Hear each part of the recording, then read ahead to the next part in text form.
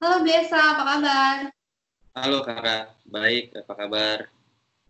Baik, senang sekali ya kita bisa ngobrol-ngobrol akhirnya di segmen terbarunya Flowgrow, Let It Flow. Diharapkan sih kita bisa sharing-sharing mengenai desain dan juga kesibukannya apa sih sekarang Blesa gitu. Mungkin nanti bisa kita bahas lebih lanjut ya, Bing. Siap. Sip, oke. Blesa lagi sibuk apa nih sekarang? Sekarang mengerjakan proyek-proyek yang baru dan follow up proyek-proyek yang ketunda kemarin gara-gara pandemi. Gitu. Oke. Berarti selama dari mulai pandemi ini, proyek-proyek yang lama masih terus berjalan ya, Bing? Masih, masih. Nih, Tidak kalau ada boleh yang kan tahu, cuma itu ditunda proyeknya aja. di bidang apa tuh? Bagaimana? Bidangnya banyak. Ada yang bikin resort, ada yang bikin startup, ada yang bikin rumah sakit, ada yang bikin spa, ada yang produksi uh, apa sih amenities untuk spa juga, dan terakhir ada musik juga. Oke. Apakah mereka tidak terkena dampaknya? Atau gimana? Bagaimana?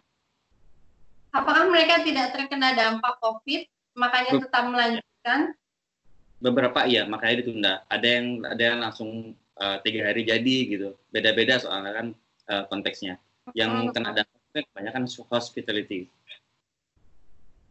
Iya, betul. Tourism dan hospitality memang yang paling kena dampaknya ya. Kalau boleh tahu, Bliesa in charge-nya di bagian apa? Creative direct. Creative directing. Creative directing. Itu bisa dijelasin lagi lebih detail apa sih sebenarnya itu creative directing dalam sebuah proyek? Jadi dalam desain kan saya orang TKV. Jadi ada beberapa tahap. Ada junior designer, ada senior designer, ada lupa lagi apa, terus dia ada creative directing lagi. Itu emang tugasnya adalah untuk apa sih bahasanya, istilahnya ngatur sesuai dengan konteks dan brief apa yang diperlukan untuk klien untuk disebar ke masyarakat gitu. Jadi kayak mengarahkan art director, creative director gitu dia. Jadi dia selain di atas art itu dia cuman mengatur secara visual, directing secara lebih luas lagi, ada konsepnya dan lain-lain begitu. Berarti kayak mensupervisi konten-kontennya proyek tersebut ya? Ya, bukan konten sih, jadi kayak apa ya, base-nya, basic guideline-nya, jadi turunannya adalah kontennya gitu. Oke. Lingkupnya apa aja tuh ini yang termasuk dalam itu?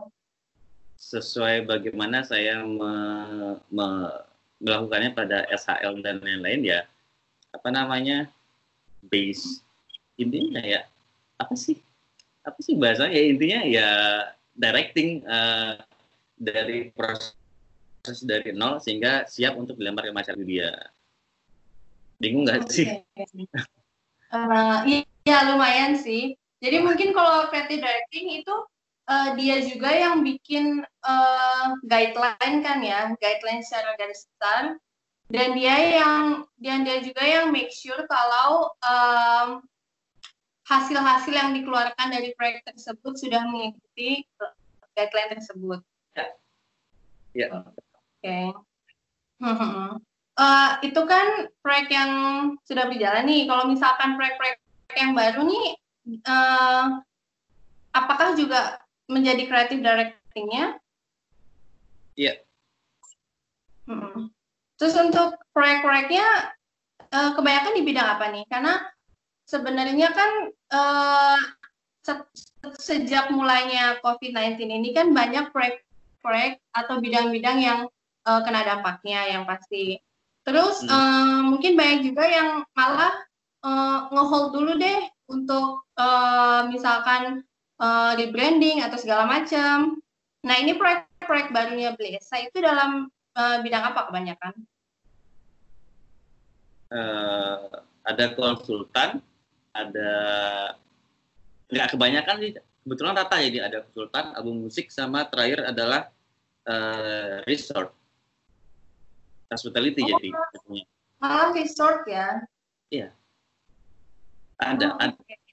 ada jadi kayak karena dapat project hospitality di tengah pandemi seperti ini, kayak jadi semacam sama-sama semangat aja sih, kayak it's not over yet, sudah waktunya untuk bangkit kembali gitu sih.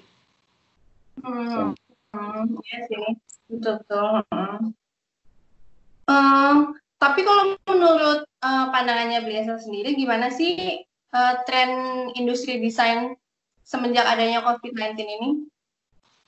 Untuk tren desain ya, terutama di DKV, saya lihat Bali ternyata tertinggal.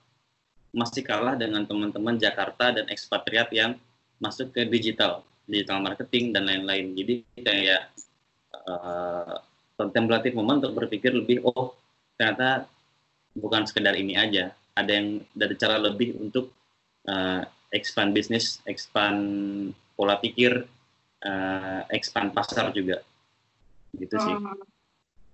Kalau menurut Bliasa, lebih dirugikan atau diuntungkan sih dengan adanya kondisi ini untuk industri desain ya, terutama para desainer grafis?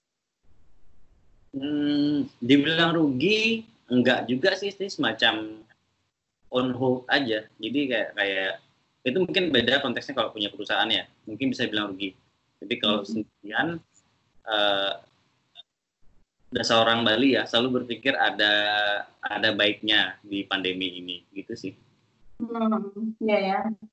Karena kalau dari yang saya lihat nih, semenjak adanya COVID-19 ini, sepertinya tren untuk memakai tren untuk menggunakan atau mengalihkan bisnisnya dari offline menjadi online itu menjadi lebih besar gitu. Dan saya melihatnya ini bisa menjadi sebuah opportunity ya untuk para desainer grafis, karena dengan online kan pasti tetap memerlukan logo segala macam, kemudian juga marketing lewat online kayak gitu. Menurut Bliasa itu menjadi sebuah keuntungan tidak? Iya, keuntungan. Itu hal baru yang harus disadari dan menjadi persaingan nantinya. Ya, sebenarnya itu sudah diramal dari sebelum-sebelumnya, cuman untuk di Bali belum. Jakarta enggak. Contohnya bisa dilihat Gojek. Itu ada in-house designer dan semuanya rata-rata ya semua itu bersifat digital. Iya, betul. Kalau menurut Bliasa, apa sih yang membedakan tren di Bali dan di kota-kota besar lainnya, misalkan di Jakarta atau di kota di Jawa? Yang membedakan adalah mungkin audiensnya ya. Beda. Kalau kita ngomongin sesama orang Bali masih konvensional.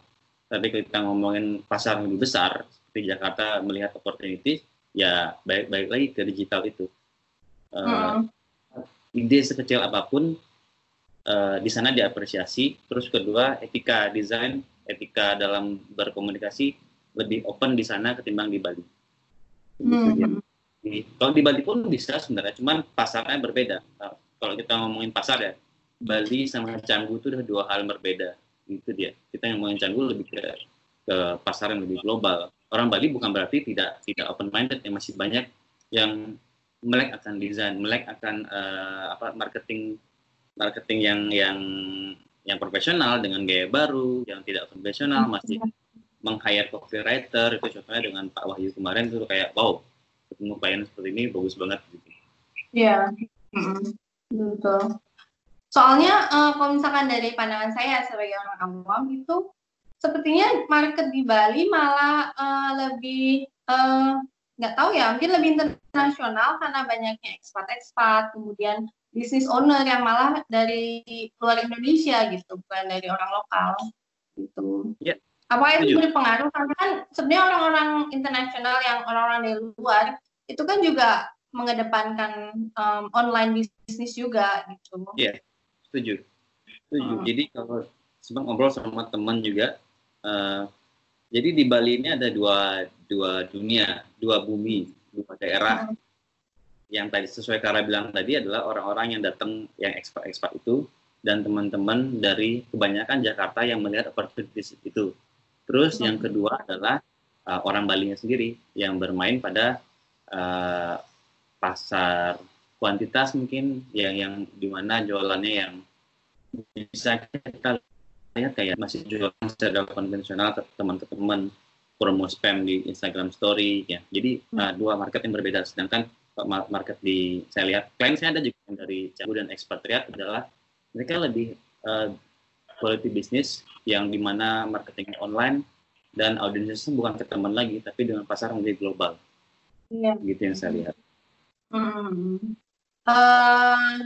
Kalau misalkan disuruh milih nih, bisa nggak kayak lebih enak kerja sama dengan ini atau lebih enak bikin produk ini? Saya pribadi lebih nyaman dengan saya pribadi lebih nyaman dengan klien yang apa sih namanya fleksibel dalam berpikir ketimbang dengan yang dikasih ini. Saya gini aja, saya bermasalah dengan orang yang punya taste itu aja. Ya. Baik, gitu dia. Itulah ya.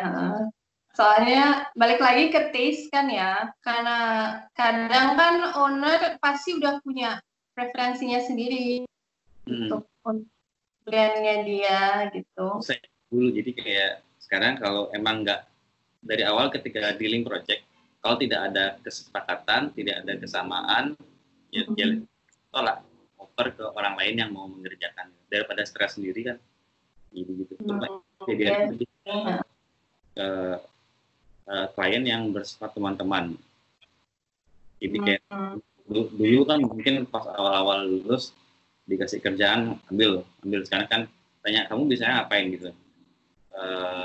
Buat ini berapa budget kamu segini? Enggak, aku nggak mau ambil daripada stres juga kan terus ngeluh ya udah bilang benar-benar nggak bisa ambil gitu sih dan terjadi pada pasar pertemanan gitu dia. Ya. Sih. Berarti sekarang seiring waktu lebih pilih-pilih klien ya dibandingkan dulu. Ambil aja. Iya, jadi kayak sekarang lebih milih klien karena sekarang sistemnya diperbarui dari pricing, dari tim, dari pengerjaan apa yang diberikan itu penting banget. Ketimbang kerjaan sendiri tapi nggak bisa ngapa-ngapain. Jadi bingung mau ngapain, stres sendiri.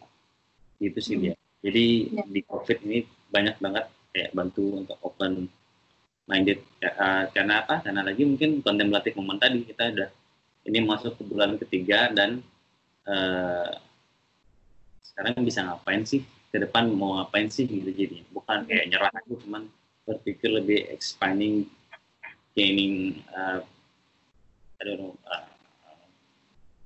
pengalaman mungkin ke depannya bagaimana menghadapi kemungkinan buruk lainnya gitu atau mungkin ke depan mudah gitu. Iya sih. Terus kalau misalkan nih biasa ini hitungannya itu freelance atau business owner atau udah punya agen sendiri? Agensi sendiri jadi kayak dulu kan sendiri, sekarang ada manajer. Terus kalau kita butuh project yang misalnya pakai animasi atau fotografi itu kita lebih ke apa namanya outsourcing dengan tim yang dipercaya. Terus saya tiru teman-teman dari Teralogical begitu, banyak sharing ide bisnis juga dengan teman-teman sama pebisnis. Jadi ya gimana kerja yang sederhana tapi efektif. Oke. Berarti sekarang udah ada tim ya dibanding dulu yang hanya bekerja one man show. Ya, one man show is exhausting. Betul sekali. Cuman ada kelebihan dan kekurangan nggak antara kedua hal tersebut? Ada. Kurangannya dulu kita nggak maruk. Jadi sekarang kita nggak maruk. Dulu kan mikirin diri sendiri, gimana dapat keuntungan banyak kan. Sekarang ya mau kita berpikir lebih apa ya sistematis. Bagaimana kita apa namanya? Jadi nggak mikirin diri sendiri, mikirin tim, mikirin kerjaan, mikirin apa namanya sih sustainable dalam bisnis sendiri. Kalau dulu yang penting dibayar, kayaknya senang udah gitu. Sekarang lebih Ya, apa ya, bisa kayak gitu. lebih complicated sekarang, lebih complicated sih, lebih mungkin struktural ya. Iya, betul. Di sistematis juga ya. Hmm. Hmm. Cuman kalau dulu mungkin ada kelebihannya itu sendiri nggak? Misalkan kalau sendiri nih, jadi semua ide kita bisa tersalurkan. Ya, ya. Kelebihan dari kerja rumah sendiri adalah apa ya? Lebih gain trust, bagaimana mengerti keinginan klien, bagaimana mentranslate klien itu gampang. Sekarang itu permasalahan saya adalah misal dengan beberapa desainer yang masih muda, work ethicnya, jadi kayak dihubungin, terus tidak mampu mentranslate, tidak mampu berpikir kritis atau enggak, bagaimana berpikir A one step ahead ke depannya bagaimana belum, jadi itu yang bikin kesel, jadi gemes di mereka ini. Ya ya. Emang klien beda-beda ya, ada yang lebih easy going, ada yang lebih ideal gitu. Enak dengan orang-orang yang apa ya, yang pola pikirnya lebih apa sih, lebih terbuka, jadi kayak lebih asik, ada bagaimana dia mampu berkomunikasi dengan klien dengan baik, bisa pakai bahasa Inggris, kan itu lebih menarik, itu ada nilai plusnya, lebih enak gitu. Jadi bisa nggak cuma ngomongin desain aja, tapi dia mengerti tentang kejadian-kejadian yang terjadi di masyarakat, sehingga dia mampu dalam storytelling yang baik sehingga menjadi visual atau branding yang baik. Itu sih. Iya, jadi belajarnya bisa banyak ya, nggak hanya soal desain, cuma belajar mengenai hidup, mengenai hal lain. Ngomongin kartun Ghibli, ngomongin kartun Disney itu kayak itu sebuah bagaimana proses dalam bisnis yang baik sebenarnya. Jadi kayak selain meeting ngomongin apa, ternyata ada we had something in common, kan itu nilai plus juga, menarik juga gitu. Maintain relationship dengan klien. Ya ya. Oke. Berarti udah sekitar 3 bulan ya biasa work from home. Yes. Oke. Gimana tuh cara supaya biasa tetap stay kreatif, kemudian termotivasi, karena kan pasti ada aja masa-masa jenuhnya kalau dia